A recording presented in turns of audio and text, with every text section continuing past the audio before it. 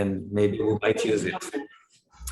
So the idea is to try to address those two questions in order really to somehow grasp the challenges of our time.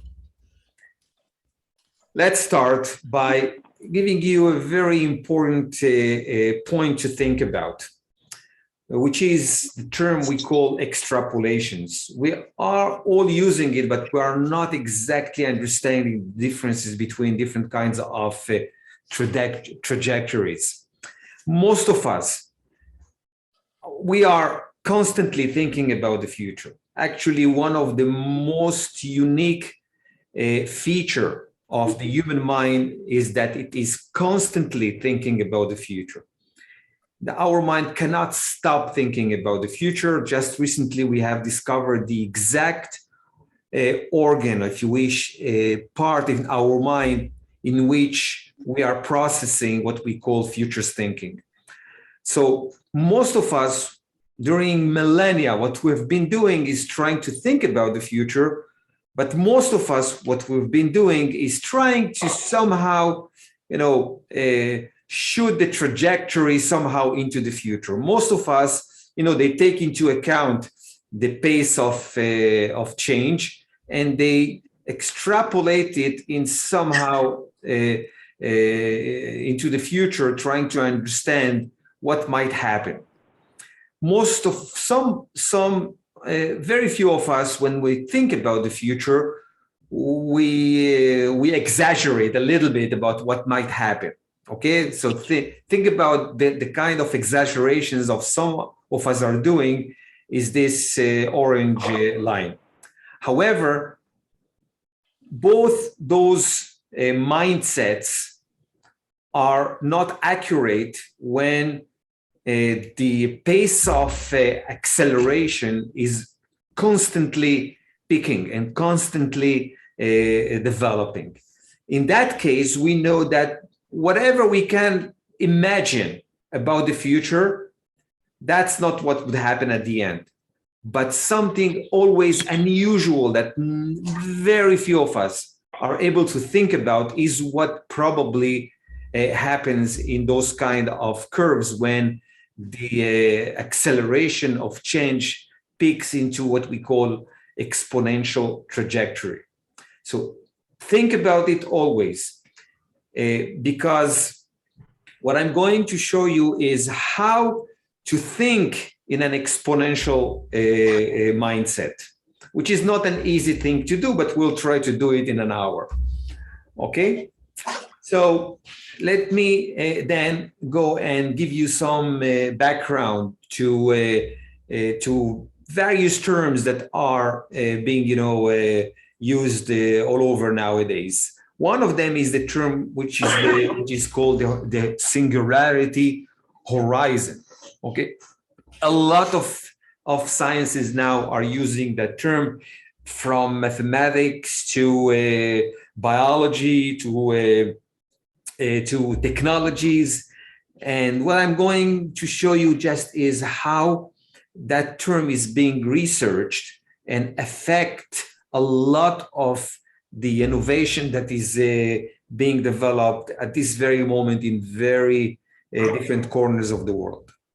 Okay, let's start with a very far away term from our daily life or our specific activities. It's called the Astrophysical Singularity. Astrophysical Singularity is a very new term that describes a very unique kind of research that is being done nowadays in different universities. If I am to explain it in a very simple way, imagine this is, let's say, a galaxy somewhere. Imagine this is a black hole in a galaxy. This very tiny line between the way we understand the laws of physics nowadays and the laws of physics that are occurring in a black hole, this is the tiny line that is called the Astrophysical Singularity. Okay, it is clear to a lot of scientists that the laws of physics at those lines is different than the laws of physics that we are accounted with. Okay, so a lot of people now are trying to understand what kind of laws of physics are on at those spots in the universe. For example, what kind of a light velocity there is there, what kind of gravity there is there, etc., etc. Now, some of you might think, well, it's far away from our existence on this earth, but I can assure you that all the results of many scientific endeavors that are being done all over the world are going to have a great impact on the way we understand how nature works in a matter of just a few years, maybe not just even decades. Just think about if we will discover that the speed of light is different in different places in the universe, because that constant, which is the velocity of light, is a paradigm that has been all over in our sciences, and everything we are developing is based on that paradigm, that the speed of light is the same all over the universe. So just think if we will be able to, to change or to understand that it is something different. There are a lot of people that are saying that we are at the verge of a new era. If we are to compare it to another era in history, in human history, it will be probably compared to the time in which we are about to discover that Earth is not flat. And of course, everything will change just from that discovery or understanding. So a lot of people are saying that we are at that similar point in time in which we are going to discover that the universe is working in a different way than we used to think up to now. If you are to really a little bit be acquainted with those kind of theories, leading edge theories nowadays, I would really urge you to go and watch the film, the movie, the Interstellar, if you didn't do it yet. In that movie, you can see in a Hollywood genre, if you wish, the very leading edge ideas and theories in sciences that are going to shake the foundations of humanity in the next 1, 2, 3 at best decades ahead. See, this picture you see here is a picture that was developed with the supercomputers that simulates the view that a person might see if he will to travel in space and reach this singularity horizon or this singularity place. And that's how a person in a cockpit will see how the black hole looks like. Just this nice picture is the domain of a few scientific papers. This is just, again, one idea. Let me take you to another idea. There is a new kind of science that is called synthetic biology. I bet you understand that the first living cell that somehow occurred on Earth was by all means a very singular event in the history of this planet. And we suspect that in the next few months, humanity is going to go through another singularity event in biology that will shake the foundations how we really understand what life is and how life might evolve in the future. Now, how do I know that something unusual is about to happen?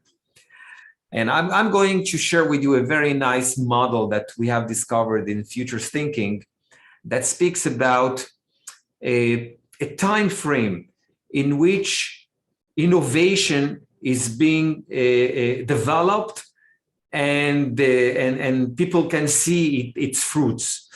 What we've found is that it takes about 9 years from the time that somebody is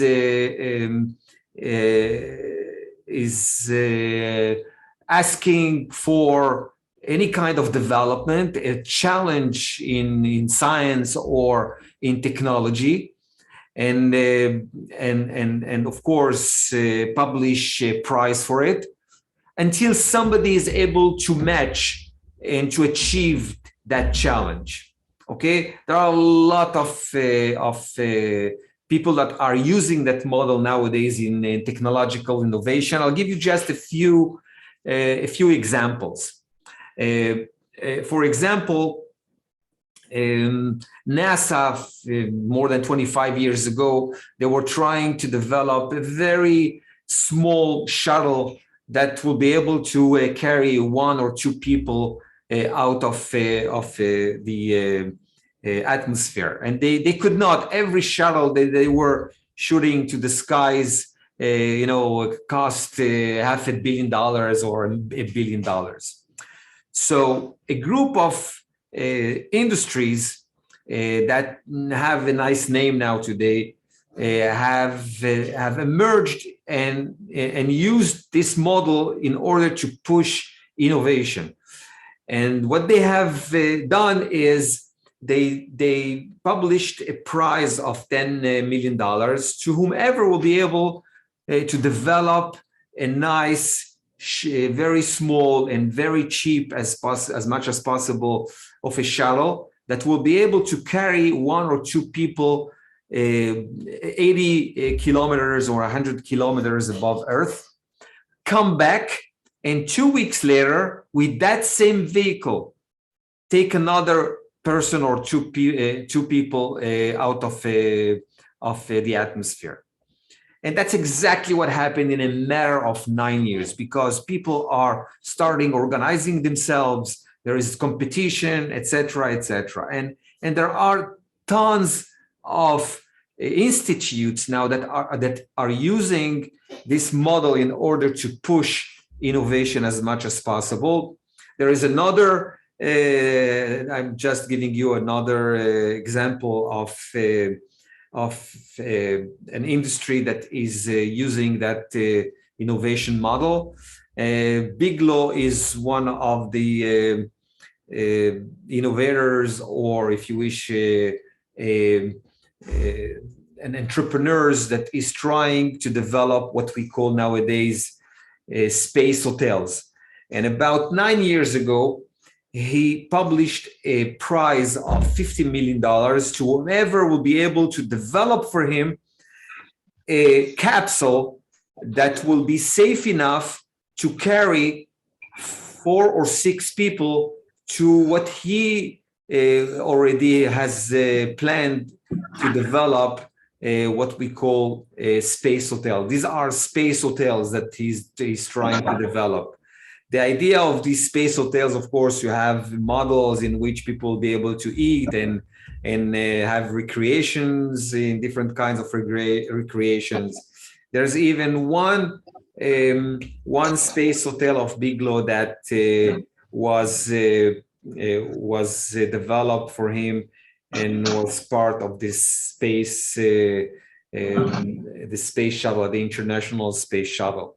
So the idea is, if you use that model in a very careful way, you are able to push innovation. And there are, as I said, a lot of people here. You see that his initial hotel is a hotel that can be engulfed in space and take different kinds of shapes. From that on, from the time that the prize was published, we have already a lot of achievements, and the idea is really to push the envelope of ideas. Here you see that first prize that was published was able to bring a very interesting innovation that probably will change space travel. The idea of entering back into the atmosphere is a very let's say heavy and dangerous act to do, since there is a lot of stretch on our materials in that entry.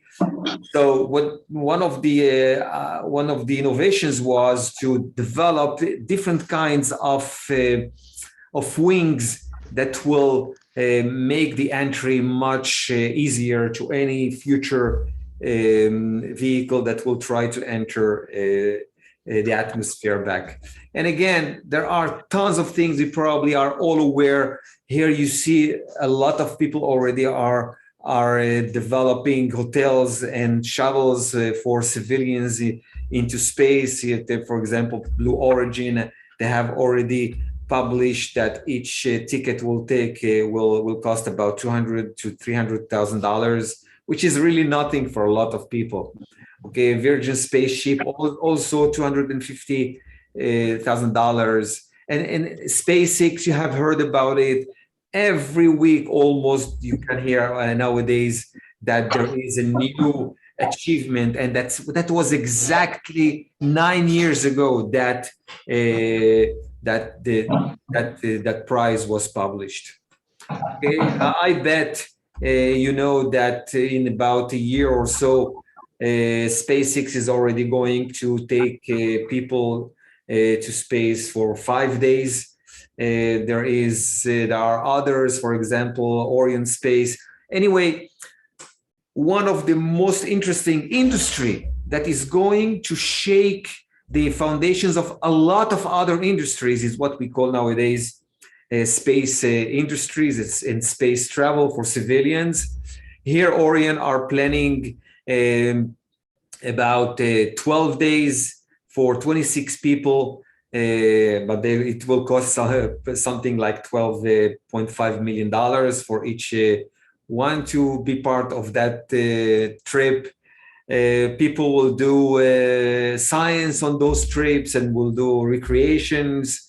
Gateway Foundation, they are speaking about a whole week in 2025, and already 100 people are registered. I believe that Biglo is going to take the prize because he's speaking about 60 days in space in a matter of a year, maybe 2 years from now, and it will cost about $25 million for each seat. I'll show you just a very interesting concept of a space hotel that is being developed already nowadays, and maybe some of us in the next decade or two will have the chance to take part on one of the trips to that thing. Here they'll be able to watch Earth from a balcony. Take a look. This is a nice video that really demonstrates the idea. Okay, this is the space station, but they are going to attach to the space station a whole hotel, and you can see here how it will look like from different angles. I bet a lot of us will be eager to take a look at Earth from this balcony that they are developing in this nice project. So there are, as I said, a lot of institutes from the X Prize that they have developed or published the first prize, to the Millennium Technology Prize, Queen Elizabeth, a lot of things that are being really in the background, that are brewing, trying to push innovation in different kinds of things. Take a look at this nice prize that was published about 9-10 years ago of $10 million for whoever will be able to develop a nice small gadget that will be able to analyze a long range of analysis and will provide the user with very reliable medical analysis. Nowadays, medical devices and hospitals are costing fortunes to humanity, and the idea is to push the envelope of innovation in order to bring down the costs as much as possible. Again, as I said, it was about 10 years ago. What you can see is a lot of already gadgets that are in the market already because of that kind of price that was published about 10 years ago. Here you can see the Scanadu Scout. You put that very nice gadget on the head of a kid, and in a matter of 10 seconds, his mother will be able to receive a large panel of a lot of analysis, from heart rate to temperature to respiratory rate, etc., etc. Of course, that's not enough. I hope, I believe you are all familiar with this. If not, this is the time to be familiar with. This is a new kind of computers, which it's a paradigm which is called affected computing or affecting computing. These are computers that are measuring not our let's say temperature, but they are measuring our feelings. Okay, this is a very nice project of one of my colleagues in MIT. She has developed this nice watch that whoever have it on his head or her hand or leg, it can give about 20 minutes ping that a person is about to have an epileptic attack. We know that about 3%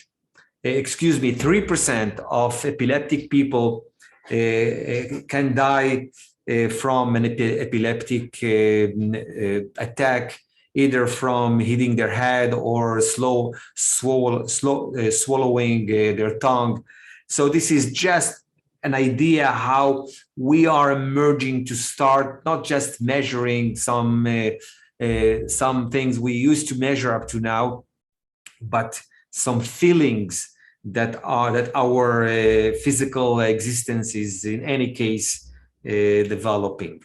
You are all familiar with the iWatch. Who could have imagined that this simple watch would be able to measure EKG in a very simple and so cheap manner. I'll show you a very nice project of one of these really companies. This company has developed also a watch that will cost about $1,000. And at the moment, that watch is measuring 15 kinds of measures, from blood pressure to sweat and pulse pressure.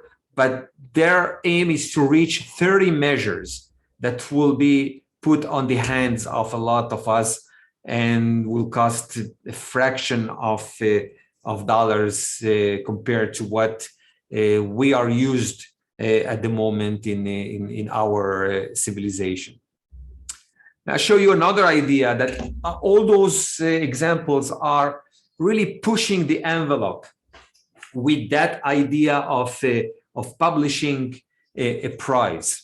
Okay, what you see here is really a very nice gadget.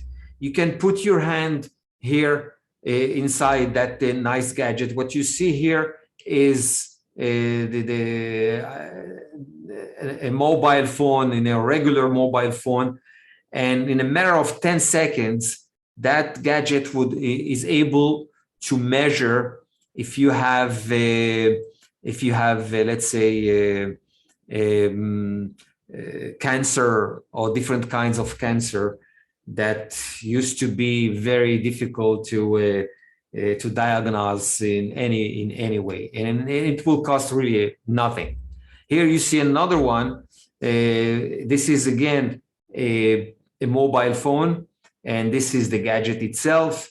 And you just put your finger, your thumb over here, and that nice thing is able to measure a lot of things from HIV to syphilis. Things that used to cost $18,000 and $19,000 will cost only $34 for a diagnosis.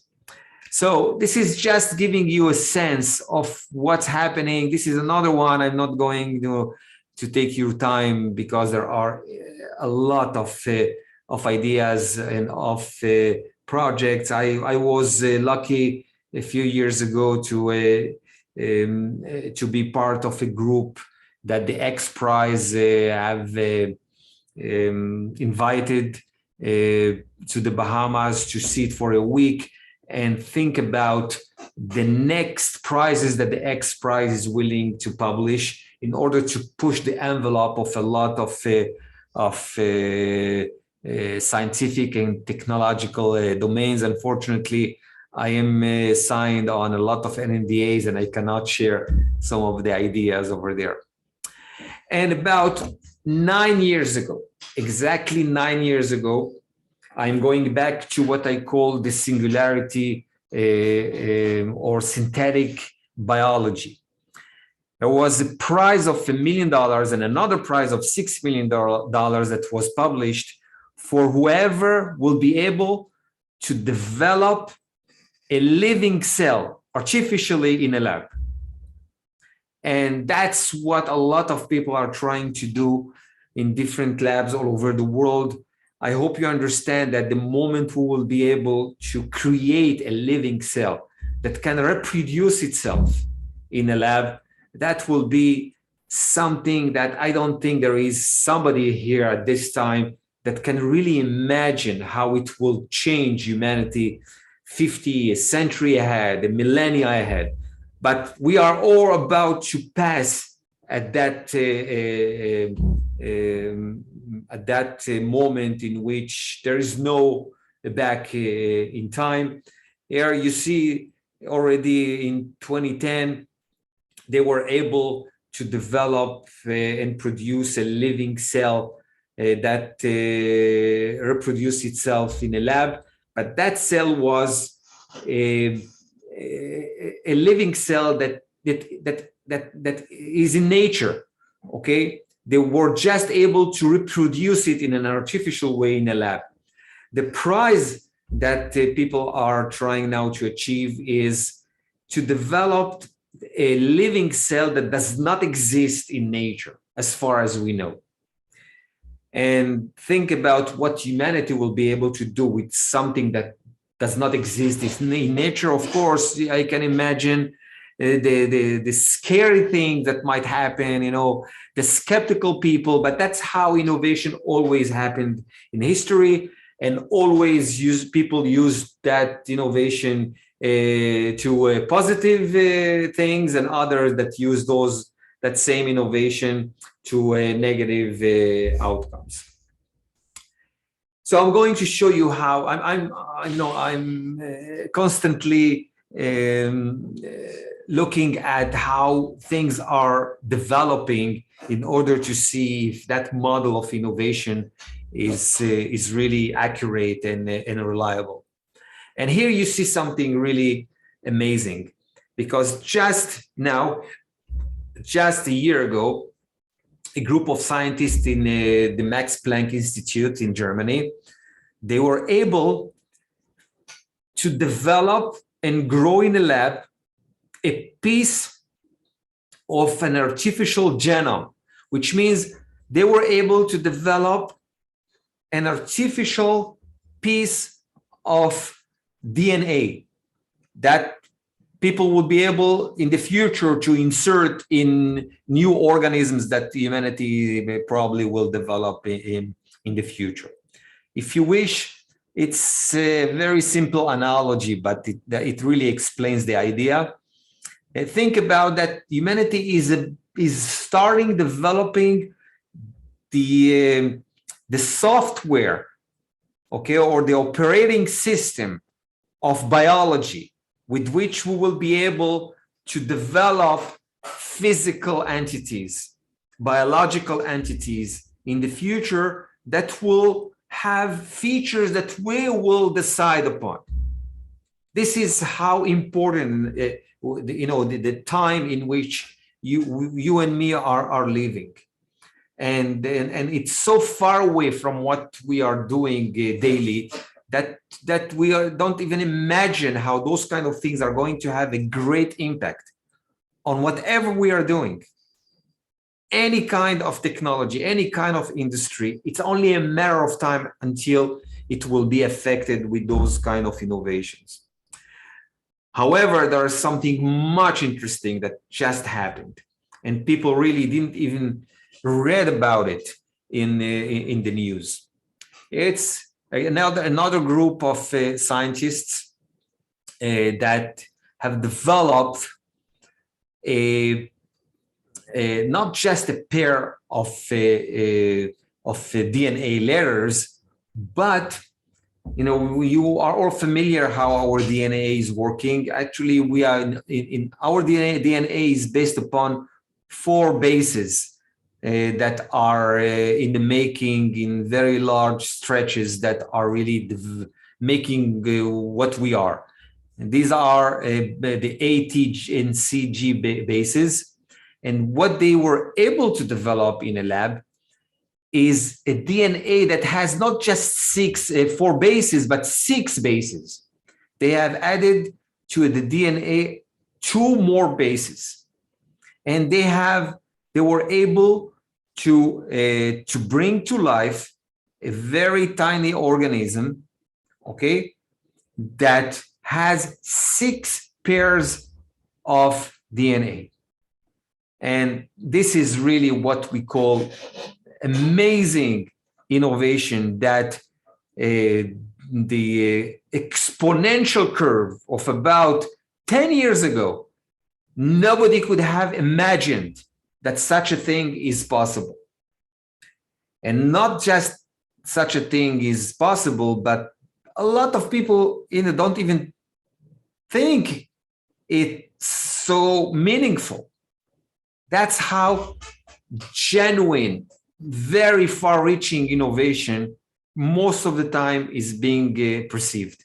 At the beginning, people think it's impossible. Then when somebody is reaching that stage in innovation, a lot of people don't understand the meaning or the far-reaching outcome of that specific breakthrough. And that's what happens almost in any other innovation. If you wish, just imagine the first iPhone not more than 15 years ago. When it was introduced the first time, most of the experts in technology thought that it's going to be a flop. It's going to be really a mess, and Apple will not be able even to have any income from that kind of innovation. And we don't have to explain what happened from that point on. Nowadays, each one of us is holding in his or her hand supercomputers that just 15 years ago, very few people imagined that it is possible. And in a matter of just, $1,000. So let me take you to another field that really demonstrates how the pace of change is going to shake the foundations of society, and try to understand the outcome of that change in different areas. Okay, this term is called the Informatics Singularity. And I like very much this scientist. His name is Jacques Vallée. He's doing series of studies in which he's trying to understand what will happen when each one of us will hold different tiny gadgets that will cost almost nothing, with which we will be able to access all the information that humanity is collecting at this point. What might happen? How things will change? How economies will change? How politics will change? How societies, how psyche will change? Just remember that nowadays, when all of us are doing a very simple search in Google, and we receive a million entries, those million entries on each word we are writing is only something like 1 out of 500 pieces of information that exist already in different places worldwide, and we are barely able to scratch that piece of a huge resource that humanity has already in hand, and we don't have even tools with which we can access that amount of information. And I don't have to explain how the search engines have shaken total industries and societal processes, etc., etc. Now think if we will be able to pick up another piece from that huge amount of data that exists already in different places and make sense of it, and not with just with the Boolean way of search, which means typing one word plus another word, but being able to speak to our tools, and our tools will be able to understand what we're speaking, which is called not voice recognition, but speech recognition. And we are just at the very initial stage of that process. And think about Siri or Alexa or whatever. We are just at the very beginning, probably very long route in which we will be able to make sense of the information we already have and we are constantly collecting, and make sense of it, not by giving us a list of entries that we have to go and do a PhD study on each entry. Here we will be able to have an answer to whatever we are looking for. Let me take you to another term, which is called technological singularity horizon. Okay, let me give some credit first to the person that termed that nice term. His name is Vernon Vinge. He's a mathematician and computer scientist that left academia and went to write science fiction novels. And in 1993, he writes an essay, a very short essay, titled The Technological Singularity, in which he calculated how the pace of change in technological development is reaching that exponential curve. Okay? And he says that we are about to go through a very amazing era in which that constant change is going to peak to a certain point in which something unusual will happen in human history and human evolution. That was in 1993. Well, a lot of people wrote that essay and they really didn't understand what he was speaking about. That's the bottom line. Okay, a lot of people said, all right, so things are picking up. All right, so what else? That was in 93, until just a few years ago, another very known personality came, and for the first time, Ray Kurzweil has suggested a formula with which we are able nowadays to calculate the pace of change in different subject areas, different domains. And with that kind of formula, we are able to predict what kind of technologies and when those technologies will be developed in the future. Okay, I'm going to give you a few examples, but let me just stretch the personalities that are working in these kind of things. Ray is a very known personality worldwide. If you're not familiar with him, it's about time to be familiar with his writings. When he was a kid, he developed already the OCR, he developed the text-to-speech. He's writing a lot of books. He's receiving, 19 honorary doctorates all over the world, receiving prizes and fames. He's really a very famous guy. And a few years ago, he writes a book titled "The Singularity Is Near." And in that book, he's really suggesting a new way to calculate the pace of change, that if you are to take those formulas and use them in whatever you're doing, you will have a leading edge over a lot of other industries. Before I'll show you one of the formulas. Let me just stress that he's doing one of the most bizarre scientific experiment on himself.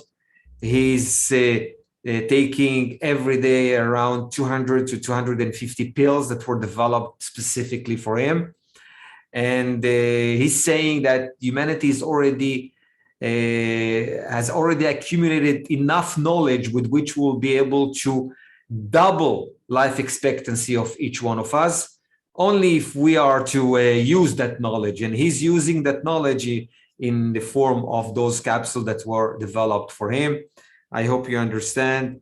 I'm speaking about him, not about this one. All right. But he's coming from time to time to Israel, and I had the honor to meet him a few times. And that's how he looks today. And there are a lot of publications around this idea of the exponential curve. This is the Vernon Vinge essay, and in my right you see the Ray Kurzweil new book. He's writing a lot of books in different places, I bet you've heard about him, and if not, please go to YouTube and see some of his lectures. It's really fascinating. And a few years ago, he suggests a law that he termed the law of accelerating return. And he provided us with a formula, a set of formulas actually, with which we can measure how the pace of change is constantly developing. I'm not going to elaborate. I'm just going to explain it in a very simple way. What he found is that there are a lot of indices that are measuring the different innovations in science and technologies. And what he found is that from one point to the second point of innovation, time is constantly shrinking. So he measures how time is shrinking between one to the next level of innovation, or the next discovery, if you wish. That's one aspect of his formula. The other aspect he found is that each point is not a linear development from the previous point, but by itself, it's an exponential development. So he puts those two aspects into a formula, and we have now a way to calculate a lot of things, and he has a group of people that are constantly working for him, developing predictions in different fields, using that kind of knowledge. And I have been following him for the last 15, 20 years already.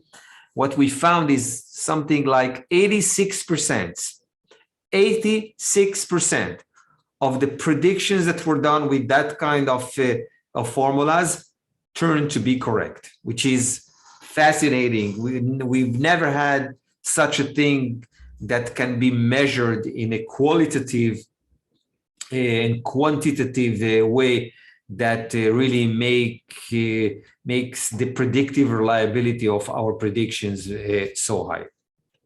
Okay, just to make sure you understand the difference between linear development and exponential thinking, I'm going to give you a few figures, and I hope you all be able to understand what comes next. So if you think about 2, 4, and if you think about the next figures as 6 or 8 and 10, that's what we call linear thinking. Exponential thinking is when you do this kind of thinking, 2, 4, 8, 16, 32, etc. Now, if you take those two figures 100 steps ahead, in a linear way of thinking, that's what you get. But in an exponential way of thinking, this is what you get in only a matter of 100 steps. And 100 steps in economy and in technology and in sciences and geopolitics are really nothing. Okay, so this is how fast, how significant change is occurring in the 21st century. And most of us really don't grasp the extent of the impact of that kind of change that is occurring.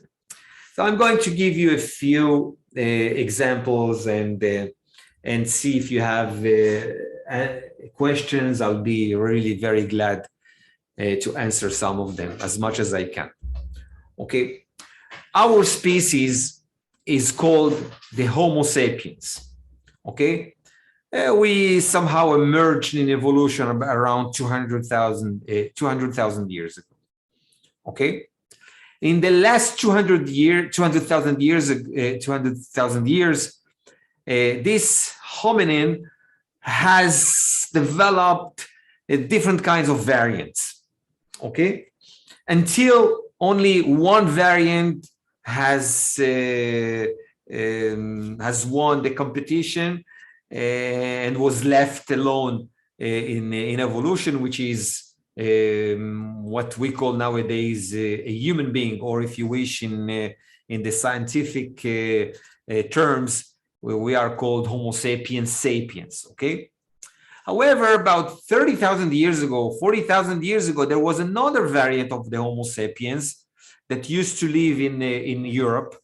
Is called in science the Cro-Magnon.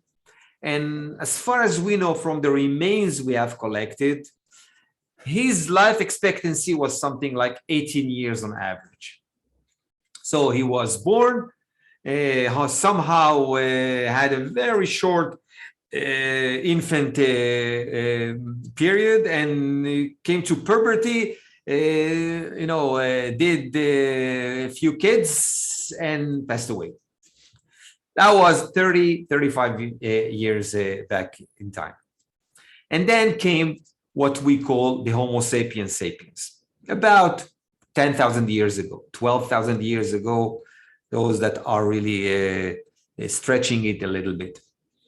And its life expectancy started really picking up bit by bit. Take a look, about 3,000 years ago, 3,500 years ago, the Homo sapiens sapiens reached about 25 years old, even though what you see here is not the average of the time, but the average of life expectancy in the most advanced cultures of that time. Okay, you see 500 years ago, 600 years ago in Europe, again, the most advanced culture of the time, something like we added another 3 years. What people are not aware of is this very interesting figure. You see here, okay, 200 years ago only, life expectancy, the average of life expectancy worldwide was only 25 years on average.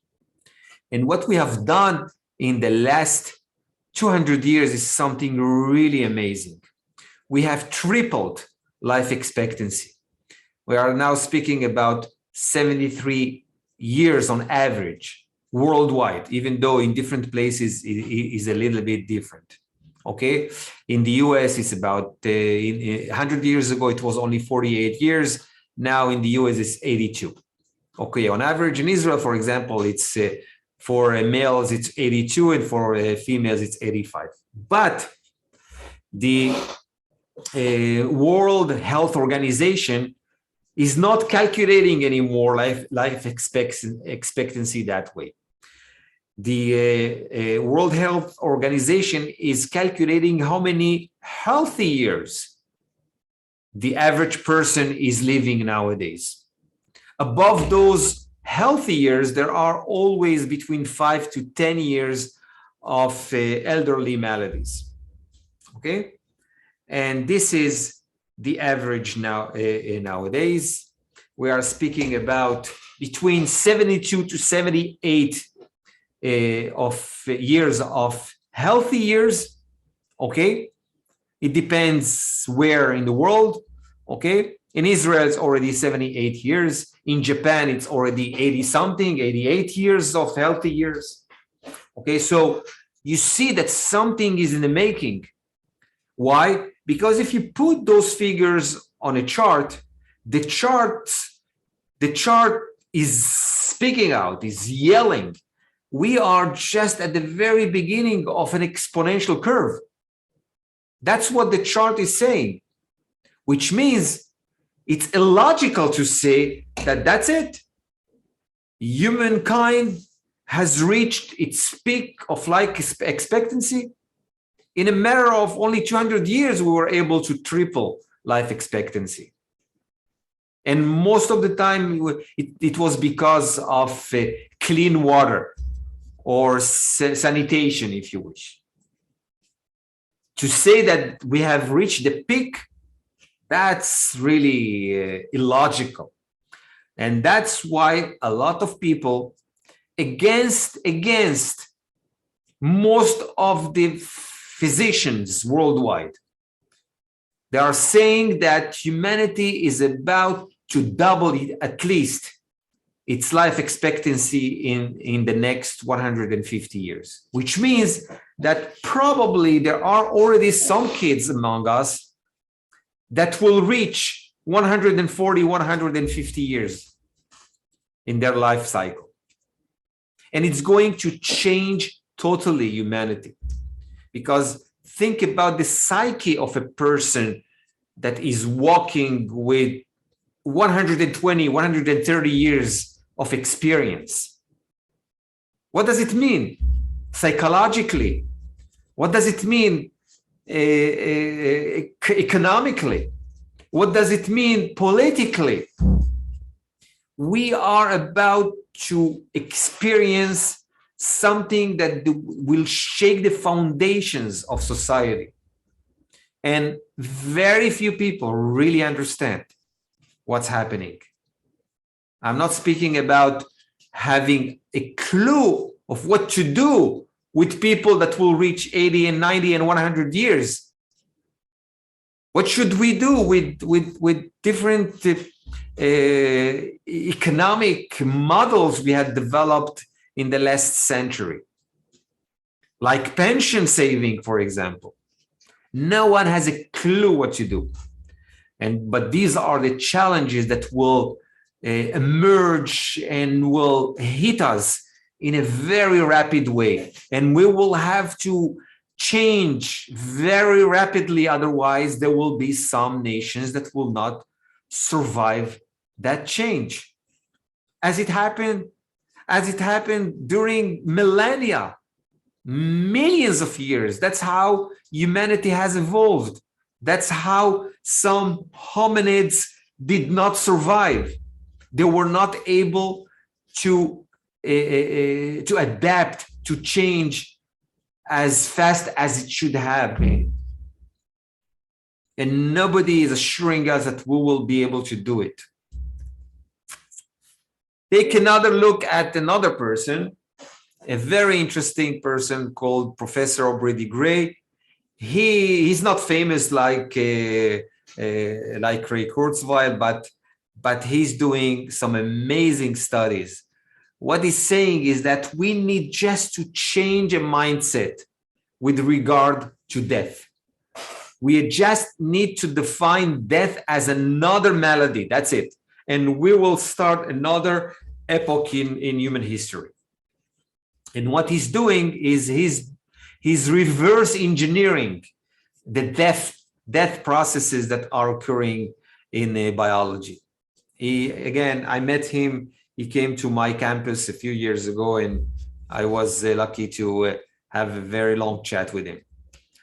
What he found is that each living cell is going through 6 or 7 processes that bring those living cells into what we call nowadays death. So what he's doing is trying to reverse engineer those processes.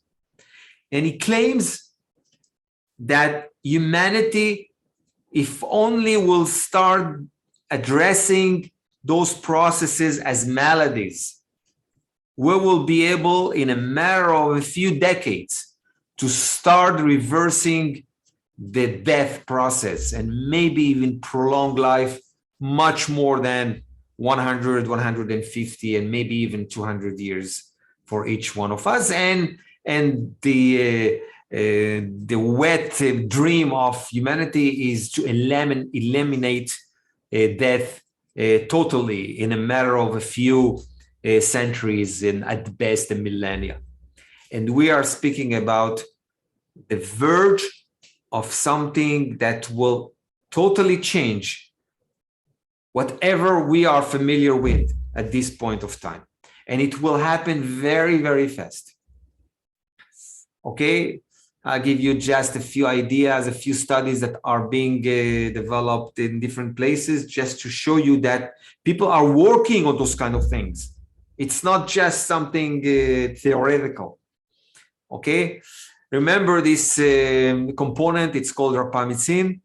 It was discovered, it's a natural ingredient discovered in the 70s, already approved by the FDA. And nowadays it's been used in different ways, from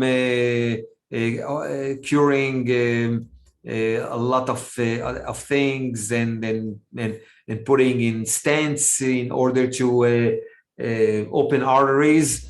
And researchers has found that something unusual is happening when somebody is taking that component. And a lot of studies now are trying to see what happened to mice. And what they have found is that when a young mice is taking that ingredient, that mice will augment his life expectancy and add another 10% on average. However, if an old mice, equivalent to a 60-year-old human, is taking that ingredient, that natural component, then that mice is adding another 30 to 38% of life expectancy, which is mind-boggling. Okay, there are a lot of studies trying to see the phenomena, if there are negative aspects to that kind of treatment, etc. But this is just an idea how things are being addressed just in front of us, most of the time behind our back, when we are not even aware of what's happening. If you didn't hear about the Tame Project. I would really urge you to take a look at it. A large study was approved a few years ago to take 3,000 participants aged 70 to 80 that have 2 or 3 of those conditions, either heart disease and cancer, or cancer and cognitive disability, whatever kind of disability.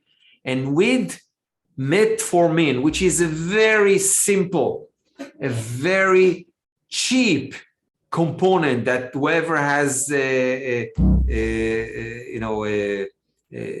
blood sugar is being treated daily with that with metformin, and the idea is that with metformin we'll be able to eliminate those 2 conditions of elderly people. And there are already some results that are really mind-boggling, and people are shocked how the human body of an elderly person can take care of itself with 2 very grave conditions only with metformin. If you have not heard about CRISPR, I would really urge you again to go and take a look at it. But the idea is we are already developing a way to manipulate our genes, to cut and add and do amazing things. Of course, the route is not so easy always. There are ups and downs, but we have started taking active action with our genes in order to first of all eliminate maladies, and of course manipulate even good genes in order to enhance human ability. Now, for some people, it looks frightening, but we'll see how things are evolving, because humanity have done worse thing than that, if you wish, or much greater things than what you've seen here. I have a colleague in my campus that he's constantly working on a very interesting thing, which is how come females have 3, 4, 5 years more than males. And he found something really interesting. He found a component which is called the SIRT6. When he gives that component to mice, amazing to see how males and females are reaching the same level of life expectancy. So this is just an anecdote I always like to mention. Here you see a different chart that is really having a great impact on all of us. This is what we call the computing power, or we are measuring the computing power that humanity is developing with a term that is called MIPS per $1,000. MIPS are the acronyms, is the acronym of millions of instructions per second that cost $1,000. Okay, so take a look what happened during the last century. Okay, a century ago, we barely developed the computing power that barely mimic our handwriting. And then we developed computing power that mimicked the bacteria kind of calculations, okay? And then some worms, and then some little animals. And what you see here is a point in which we have developed the personal computer. Now, if you take a look at those 3 vectors, those green lines, the pace of change of MIPS during the 70s, if you shoot that pace of change into the future, you reach that by 2050, humanity will develop let's say a mini computer. Think about a mobile phone that will cost $1,000, and its computing power will mimic the computing power of one human brain. Okay, a human brain, just for you to understand, is about, if you see it, is about 10 in 15 of millions of instructions per second. Okay, that's an average human brain power. However, if you are to measure the pace of development of the 80s, and you go down about a decade, and of the 90s, another decade, and in at the beginning of the century, and you are reaching that in 2025, humanity will have a gadget in their hand. Okay, our kids will have an iPhone in their hand that costs $1,000, and it will have the power of one human brain. And only then we will start calling our era the computer era.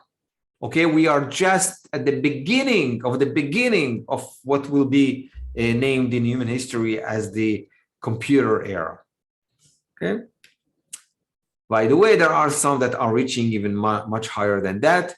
But if you are not familiar with what happened just a couple months ago, iPhone has already iPhone 13 has already reached that level of 10 of 50 by power 15 of computing power, and all of us are having in our hands those iPhones that are really so powerful that we barely scratch its potential, its computing potential, and we'll see what our kids will come up with using that computer power, because we really are not using that computer power that we have in hand.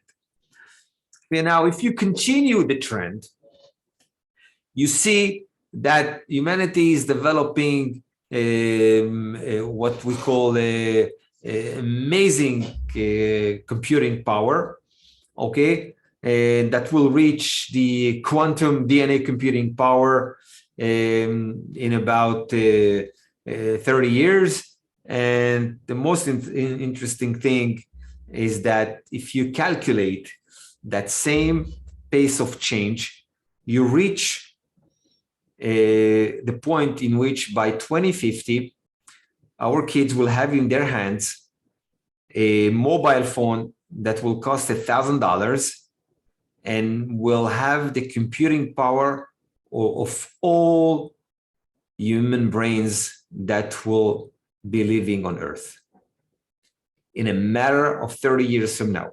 This is what actually is happening. By the way, the iPhone 13 has the bionic chip A15, and it has already the computing power of one human brain with 1 trillion operation per second. That's an amazing achievement, and it has been reached in 2021. 2021, much earlier than a lot of us were calculating just a decade ago. Okay.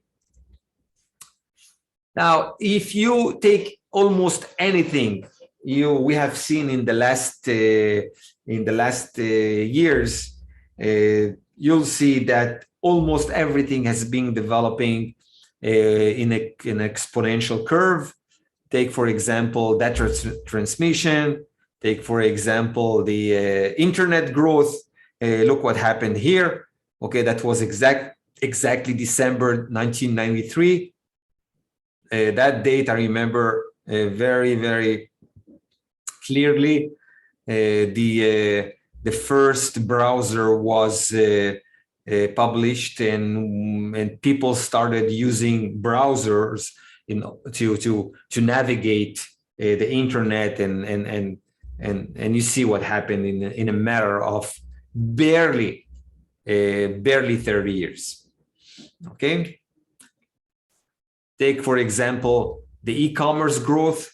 People were so skeptical. I remember the year 2000, in which, you know, they've just started selling things on the internet, and nowadays, you know, I don't know about you, but we barely go out to supermarkets or to stores. We order everything online. Okay, and of course, storage growth, and there is no single law that its curve is not an exponential curve.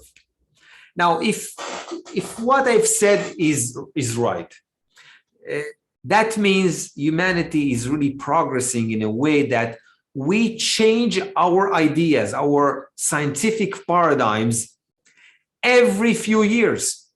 This is a nice chart that Ray Kurzweil has developed. It's a logarithmic plot that describes how many years it takes to change a scientific paradigm. So if you go back in time, humanity used to take about millennials to change in a scientific idea. Okay, take for example the idea of a flat Earth and a curved planet.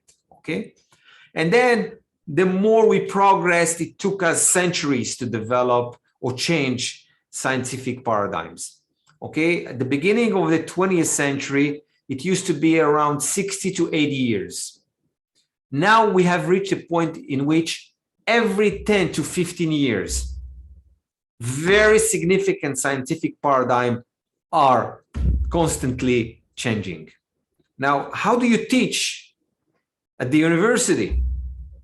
How do you compete? How do you base innovation? How do you, HR, in different kinds of industries? How do they bring people to constantly be part of the most advanced knowledge that exists on Earth? It's a great challenge, and this is where we compete. We are not competing on creative ideas. We are competing, first of all, on knowing what others are doing early as possible, and on top of it, see how you can use that knowledge in order to push a little bit the envelope. That's exactly what's happening nowadays. Okay, so because of whatever I've said up to now, with the estimates is that we are about to go through 3 huge revolutions. We already termed those revolutions as the GNR revolutions.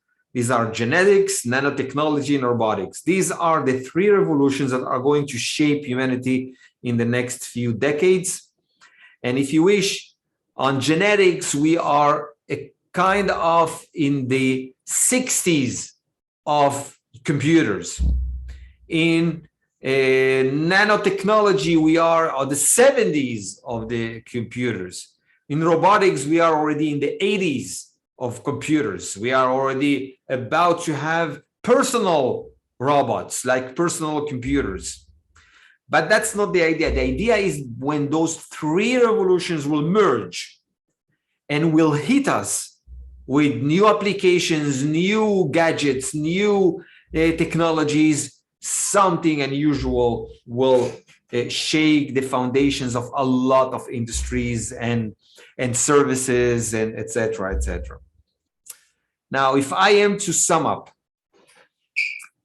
the 21st century is not going to develop in a pace that we used to think about how development is progressing. 21st century is going to be not as a century of development, but as a 2 millennia of development. That's the pace of innovation and scientific breakthrough that we are all experiencing nowadays. That's exactly the mindset that very few of us are really grasping. Because if this is true, that means in a matter of a century from now, they will be looking at us as if we are now looking at people 2,000 years ago with their technologies, barely having, let's say, horses, barely having different kinds of monetary, models. That's how they will be looking at us just a century from now. Well, our mind also is developing. The Homo sapiens mind is different than the Homo sapiens mind, because when we know, okay, we know that we know. When we know if what we know is reliable or not. This is what made this species so unique in history, and what made, of course, sciences of the last 200-300 years so unique. We are able to measure if what we know is real or not. That's what we call reliability in sciences. That's what really has made what we call humans of nowadays. However, new humans are developing around us. Some of them are being called the Homo universalis. We are adding another layer of knowledge. Think about my watch that is constantly measuring the way I'm sleeping, its quality, its length, and my psyche, my consciousness is aware of itself in a manner that we couldn't do up to now. That's another knowledge, another level of knowledge that our tools are providing us with, and it's going to, again, change what humans will be in the future. Add to it that life expectancy will add another 40-50 years, and we are speaking about a different species.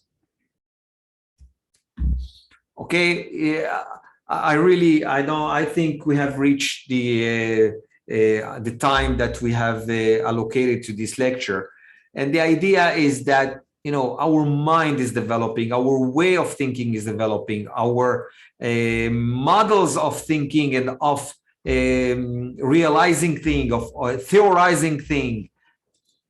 Now it needs a lot of attention, because we are all doing that kind of thinking without being aware of it. If we will be aware of that kind of thinking and the kind of thinking that is emerging, our innovation will take a very different path. The quality of innovation will take another path. It's not just saying, well, we are creative. The term creativity is so dual nowadays. All right, and here you can see again how fast we are emerging through different kinds of mind processing or thinking processes.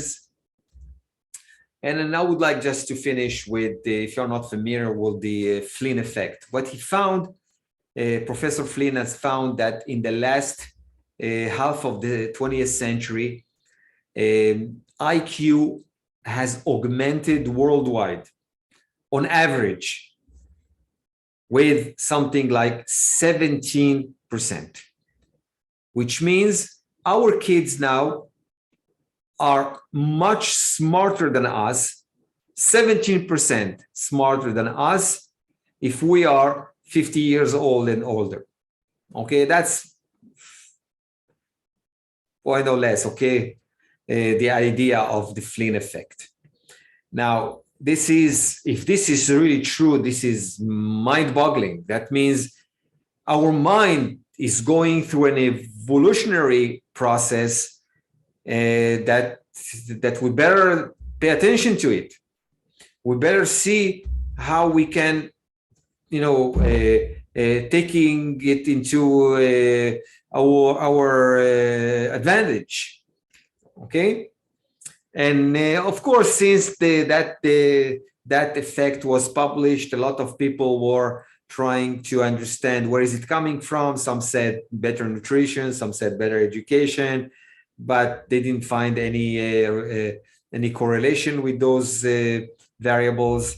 I'm part of a group of people that already 30 years, we claim that something in our technologies is pushing the envelope of our IQ. And what I've been doing in my lab is using two technologies. One is virtual reality and the other one is brain-computer interface, in order to push further the IQ of a lot of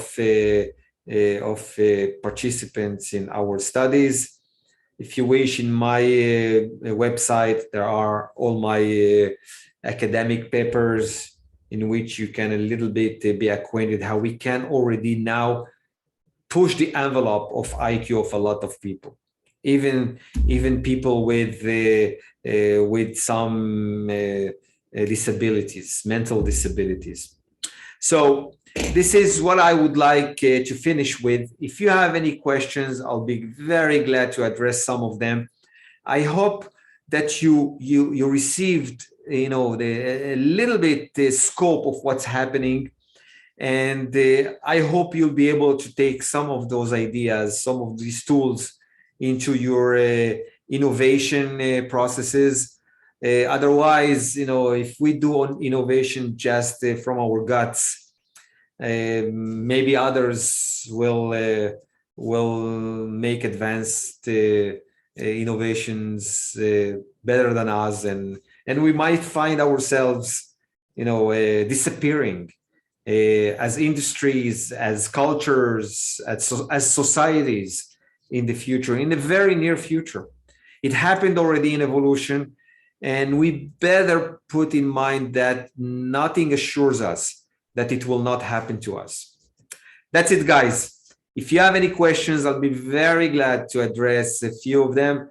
Otherwise, I really appreciate very much the time with you. I see some of you have already put some questions. How do you see the progress of circular economy development? Wow, this is another lecture I have in which I'm trying to understand some patterns, how economies are going up and down, how superpowers are going up and down, but I don't have time for it right now. Well, I appreciate all the comments here. People are really very much enthusiastic about this lecture. Okay, the development of the chemical industry. Whoa, this is huge. I need just a lecture for chemical industries.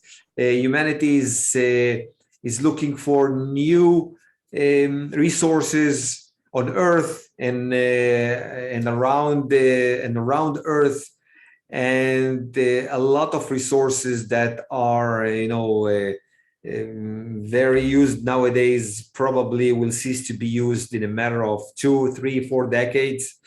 And you probably are aware of all what I'm speaking about. I know that even in your industry, people are looking on a different path to take with different resources, from energy production to energy,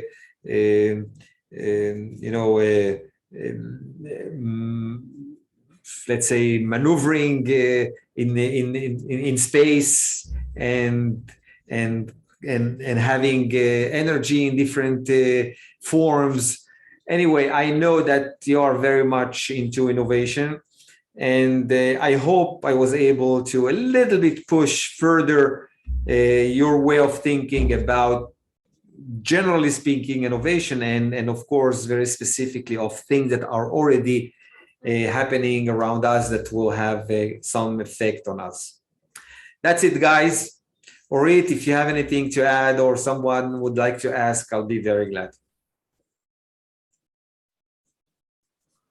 It was so interesting. Thank you very much, Professor Pasig. Itai, do you want to say something?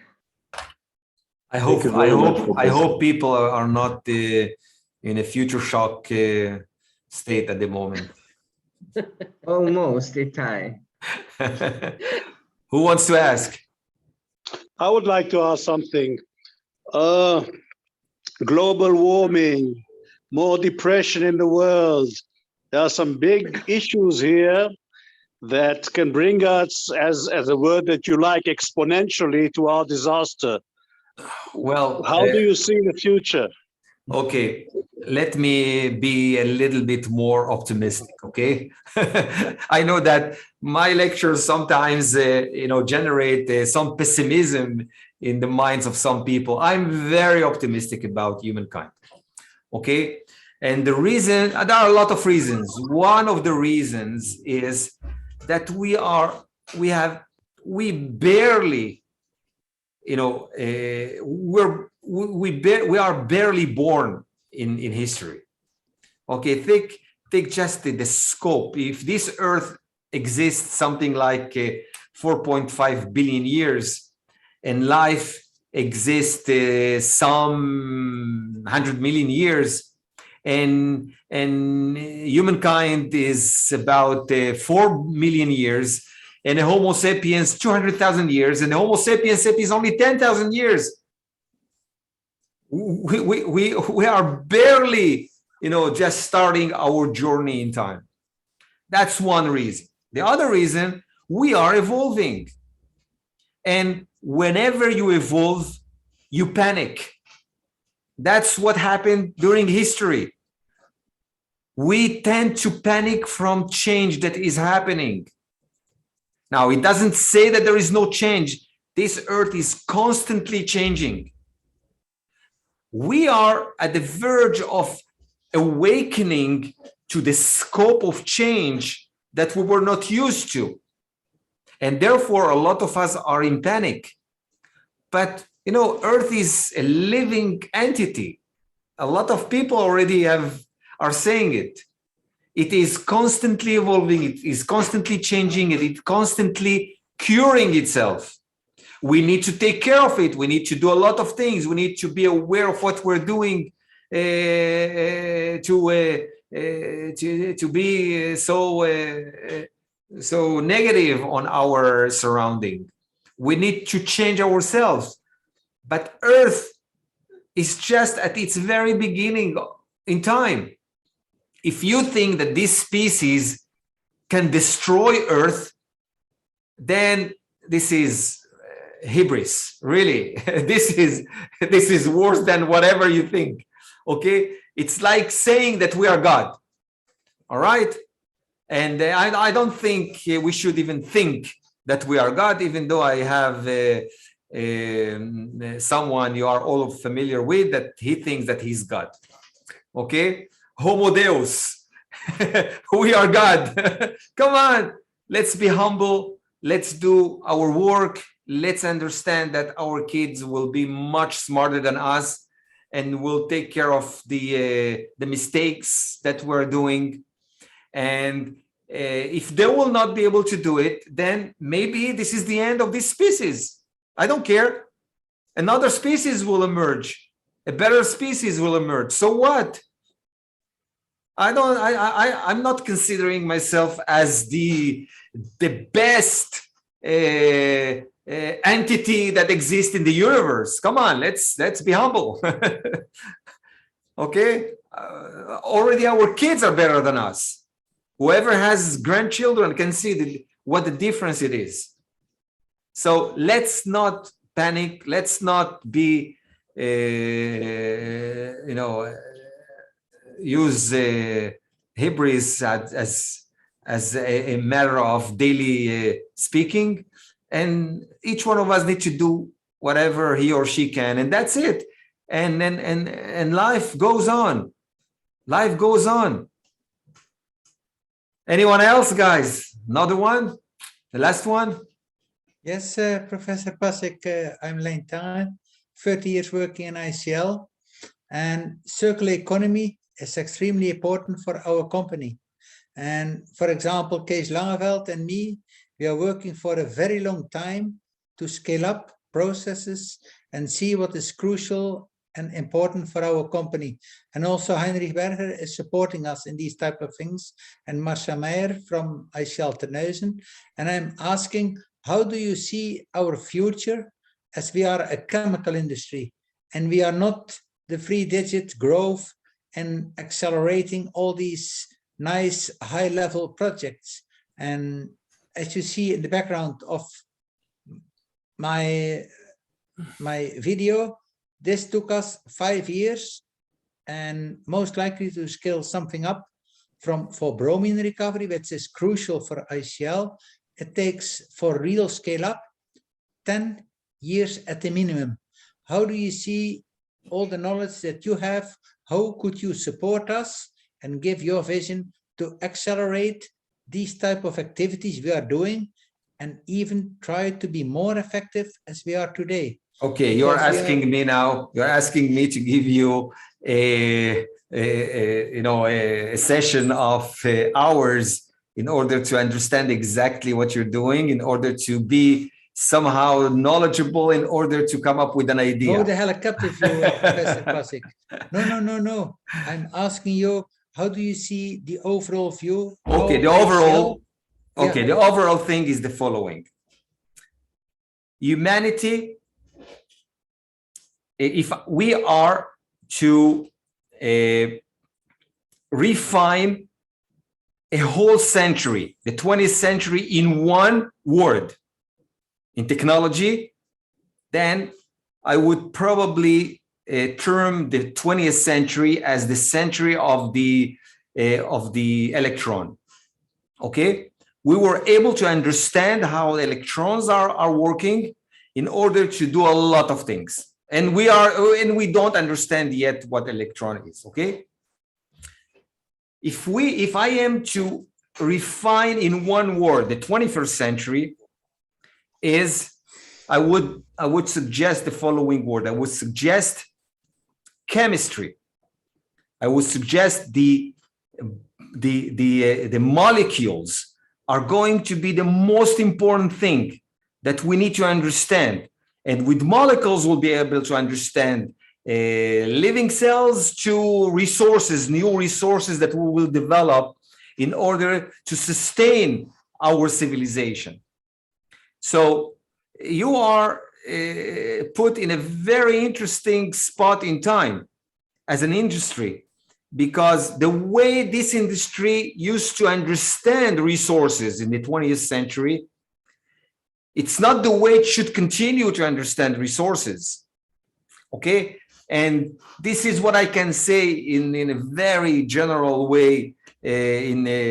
After an hour, wow, about 2 hours I'm speaking already. All right, I hope I gave you some sense. Okay, Orit, thank you so much. Thank you very much. Ishai, do you want to close the evening? Yes, I just want to say thank you very much, Professor Pasik, for this interesting lecture, and of course for all of our partners for the Europe and American sites. I can tell that the questions that Lane just asked, maybe it could be our next lecture.